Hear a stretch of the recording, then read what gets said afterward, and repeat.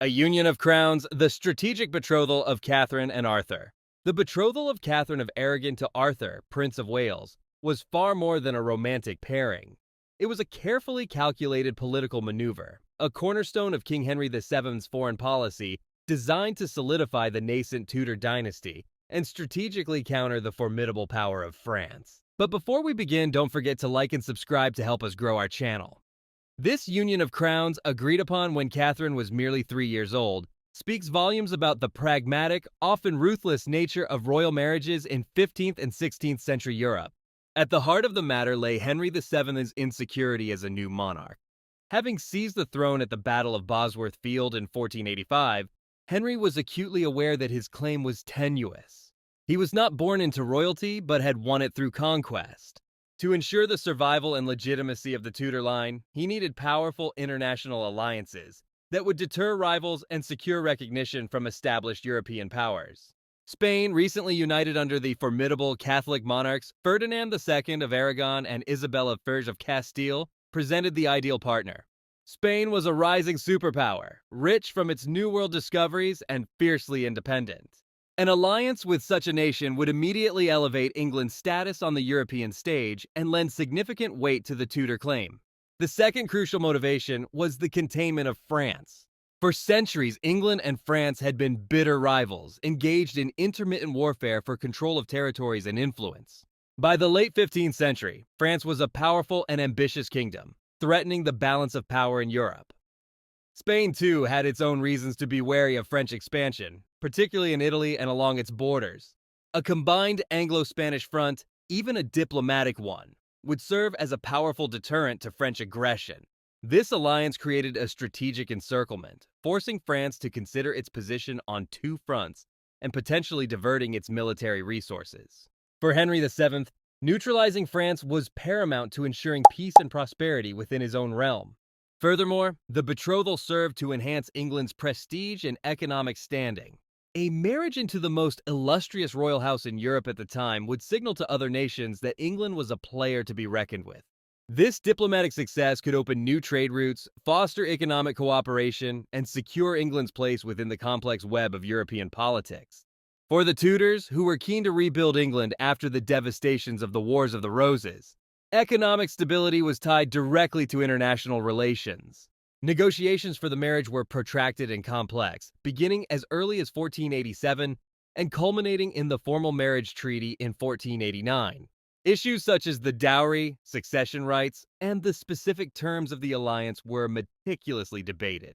The very act of securing such a prestigious match for his eldest son, Arthur, demonstrated Henry VII's diplomatic prowess and his long-term vision for the Tudor dynasty. Arthur, as Prince of Wales, was the embodiment of the dynasty's future, and his marriage to a princess of Spain was a clear statement of England's intention to remain a significant force in European affairs. In essence, the betrothal of Catherine and Arthur was a masterstroke of statecraft. It was a calculated investment in the future of the Tudor monarchy, a strategic bulwark against a traditional enemy, and a powerful declaration of England's renewed presence on the world stage. Their young lives and eventually Catherine's later destiny were inextricably linked to these grand geopolitical ambitions. Don't forget to like and subscribe to help us grow our channel. How old were they when they were betrothed and married is what people are often curious about the ages of royal children in dynastic marriages. Catherine was betrothed at 3 and married at 15, while Arthur was a few months older. The institution of royal marriage has long been a subject of fascination, particularly the ages at which these unions were arranged and consummated.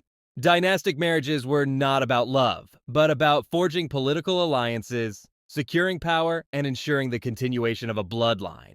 This often meant that the children involved were little more than pawns in a grand geopolitical game, their personal desires and happiness secondary to the needs of the state. A prime example of this is the ill-fated marriage between Catherine of Aragon and Arthur, Prince of Wales.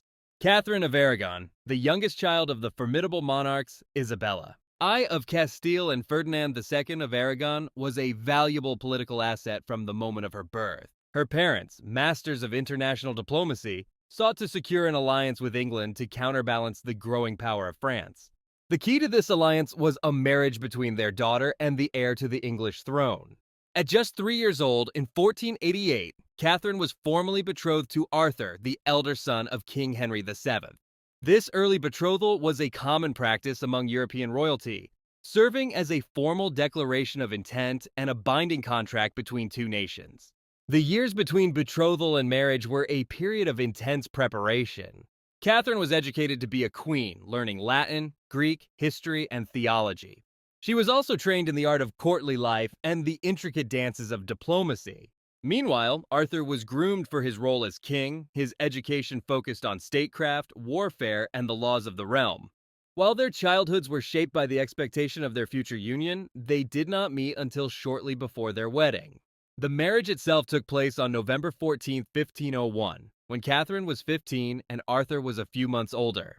The wedding was a grand affair, a spectacle designed to demonstrate the wealth and power of both kingdoms. The young couple, who had communicated through letters and portraits, were finally united in person. Their union was meant to be the cornerstone of a new Anglo-Spanish alliance, but fate had other plans. Just a few months after their wedding, in April 1502, Arthur fell ill and died. Arthur's untimely death left Catherine a widow at the age of 16 and created a diplomatic crisis. To preserve the alliance and avoid the forfeiture of her substantial dowry, a new plan was devised. She would marry Arthur's younger brother, the future King Henry VIII. This second marriage, which would have a profound impact on the course of English history, was a testament to the fact that royal children were not individuals but instruments of state. Their lives, loves, and even deaths were dictated by the political machinations of their parents and the interests of their nations.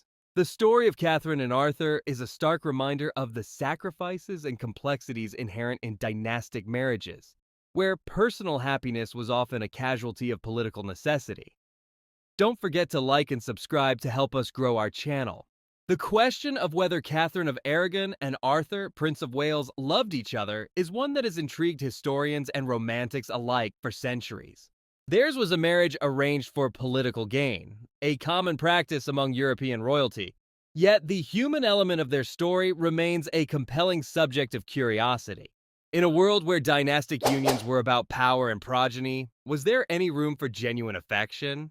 The betrothal of Catherine and Arthur was sealed when they were still children, and they spent many years in different countries, preparing for a future together. They could only imagine. During this time, they did correspond, exchanging letters that were often formal and diplomatic in nature, as befitted their station. These letters were not the love-struck epistles of a modern romance. They were carefully crafted messages that served a political purpose, often dictated by their respective courts. They were a way for the young couple to become acquainted with each other's minds and personalities, albeit through a highly filtered lens. Their correspondence, while constrained by the formalities of the time, suggests a mutual respect and a growing sense of anticipation. They were, after all, a pair of intelligent and well-educated young people who were aware of the immense responsibility they were about to undertake. They were not strangers, but a pair of young monarchs-in-waiting who had a vested interest in the success of their union. Their letters may not have been passionate love notes, but they were a foundation upon which a relationship could be built. The true test of their connection, however, came during their brief time together. When Catherine finally arrived in England, a grand welcome awaited her, culminating in a magnificent wedding ceremony on November 14, 1501. The young couple, now finally united in person, spent a few months together at Ludlow Castle. This was the period during which any genuine feelings of affection could have blossomed. Historical accounts of their time together are scarce, and what exists is often colored by later events. The marriage was reportedly consummated, a crucial detail given the subsequent controversy over Catherine's marriage to Henry VIII. Beyond that, the nature of their personal interactions remains largely a mystery. Did they find common ground in their shared duties and intellectual pursuits? Did a quiet affection grow between them? Given the social customs of the time, it's unlikely they would have been publicly demonstrative, but a quiet, companionate love may have been developing. The sudden and tragic death of Arthur in April 1502 cut their time together short, leaving the question of their relationship unanswered. The brevity of their union makes it impossible to know for certain if love would have blossomed had they had more time. While their marriage was arranged, it is not a stretch to believe that a bond could have formed. Love in its various forms is not exclusive to modern concepts of romance. For Catherine and Arthur, it may have been a quiet, respectful partnership, a bond forged not out of passion, but out of shared destiny. Don't forget to like and subscribe to help us grow our channel. Arthur Tudor, Prince of Wales, died in April 1502, just a few months after his marriage to Catherine of Aragon. The exact cause of his death remains a subject of debate among historians, but the most widely accepted theory is that he succumbed to a severe illness, likely the sweating sickness that was epidemic at the time. This mysterious and deadly disease, also known as sudor anglicus, was characterized by a rapid onset of symptoms including high fever, severe headache, and a profuse, drenching sweat. The illness often proved fatal within 24 hours. While Catherine also fell ill, she recovered, a fortunate turn of events that set the stage for the rest of her life. The most pivotal question stemming from Arthur's death, and one of the most famous and debated in all of Tudor history, is whether he and Catherine had consummated their marriage. This was not a mere detail, but a crucial legal and religious point. The debate over consummation. The question of consummation became the cornerstone of Henry VIII's later attempt to annul his marriage to Catherine. According to Catholic doctrine, a marriage could be annulled if it was never consummated. When Henry sought to divorce Catherine, he argued that their marriage was invalid from the beginning because it was a violation of biblical law. Specifically, the passage in Leviticus that states a man who marries his brother's wife will be childless. Catherine and her supporters vehemently denied that the marriage with Arthur had been consummated. She maintained this position until her death, publicly swearing on her knees that she was a virgin when she married Henry. She and her supporters argued that the papal dispensation that allowed her to marry Henry was based on the premise that her first marriage was not consummated, and therefore their union was valid in the eyes of God and the Church. Henry, on the other hand, argued that the marriage had been consummated, citing what he claimed was Arthur's boastful remark the morning after their wedding night. "Masters, it is good pastime to have a wife." Henry's argument was motivated by his desire for a male heir and his growing obsession with Anne Boleyn. He became convinced that God was punishing him for marrying his brother's widow by denying him a male heir. The historical evidence, there is no definitive proof to settle the debate. The historical evidence is contradictory and open to interpretation. Catherine was a deeply devout woman, and it seems unlikely she would have perjured herself so publicly and repeatedly. It is also possible that Arthur, a teenager, was too sickly or frail to consummate the marriage. On the other hand, a contemporary herald, a strictly contemporary witness, assumed that nature had taken its course. Ultimately, only two people know the truth, and they took it to their graves. The issue of consummation, unresolved in life, became the foundation of a religious schism and changed the course of English history forever. Don't forget to like and subscribe to help us grow our channel. After the death of her husband, Arthur, Catherine of Aragon was left in a precarious and uncertain position. She was a young widow at only 16 years old, in a foreign country far from her family and support system. The powerful alliance her marriage was meant to solidify was now in jeopardy. The immediate aftermath and a difficult position. Following Arthur's death, Catherine's life entered a period of limbo. She was a guest in the English court, but with no defined status. King Henry VII, her father-in-law, was now in a difficult position. He was obligated by the marriage treaty to either return Catherine to Spain or to provide her with a dower, a widow's portion of her husband's estate. The treaty also stated that if Catherine returned to Spain, Henry VII would have to repay her substantial dowry of 200,000 gold crowns, of which only half had been paid. The financial and political implications of either option were significant and led to a protracted dispute between the English and Spanish crowns. Catherine's life during this time was far from comfortable. While she remained a princess, her household was kept on a strict budget, and she was often short of funds. Letters from this period show her distress, and she was forced to sell some of her jewels and plate to maintain her household and pay her servants. She was a diplomatic pawn, her future dependent on the negotiations between her father, Ferdinand II of Aragon, and Henry VII. Why she didn't return to Spain. The question of why Catherine didn't simply return to Spain is a matter of both diplomacy and finance. Returning her would have been a financial and political setback for Henry VII. He would have been forced to repay the portion of her dowry he had already received, and the Anglo-Spanish alliance would have been severed. Henry VII was a shrewd and parsimonious monarch who wasn't eager to part with such a large sum of money. From Ferdinand's perspective, keeping Catherine in England was a strategic move. Her presence served as a constant reminder of the alliance and the possibility of a future marriage to the new heir, Prince Henry. A second marriage to a member of the English royal family would not only preserve the alliance, but also avoid the dowry repayment dispute altogether. It was a calculated risk that ultimately paid off. For 7 years, Catherine remained in this state of uncertainty. She was betrothed to Prince Henry in 1503, but the marriage was delayed, ostensibly due to Henry's young age. He was just 11, but in reality because of the ongoing financial negotiations and Henry VII's ambivalence. During this time, Catherine lived a life of quiet dignity and deep faith, waiting for her fate to be decided. The death of Henry VII in 1509 changed everything.